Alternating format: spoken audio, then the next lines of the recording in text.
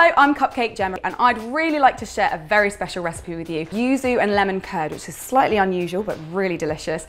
This recipe is so simple. You're going to start with 5 egg yolks. I'm using large eggs, I always do in baking.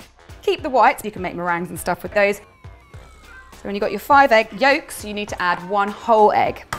And to that, I'm going to add 110 grams of caster sugar, 60 milliliters of yuzu juice, kind of like a Japanese lime. It's a really beautiful, fragrant citrus fruit. So you can use fresh yuzu juice if you're lucky enough to live in a country where there are fresh yuzus. Unfortunately, I don't. I need to add the zest of 1 lemon.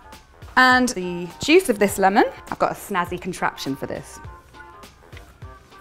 50 milliliters is about 3 tablespoons and a little bit extra, which is basically the juice of 1 lemon, which is quite convenient. Now all your ingredients are in, it's time to put it on a bain-marie. Don't want to make it too hot because you don't want to cook the eggs too quickly. So I'm just turning that down a little bit.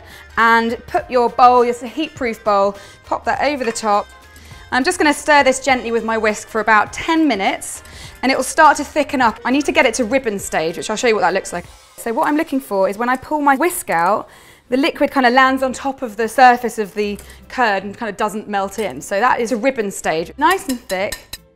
So to finish the curd off, I need to add 60 grams of butter and it's cold because that's also going to help it to cool down and stop it from cooking. I'm just going to chop that up a little bit. Continue stirring that with the whisk until it's all melted through. And once that's all melted in, you just need to then sieve it. And that's going to get rid of any kind of lumpy bits that you don't want in your nice smooth curd. So we do this while it's still warm because it will just go through the sieve a bit easier.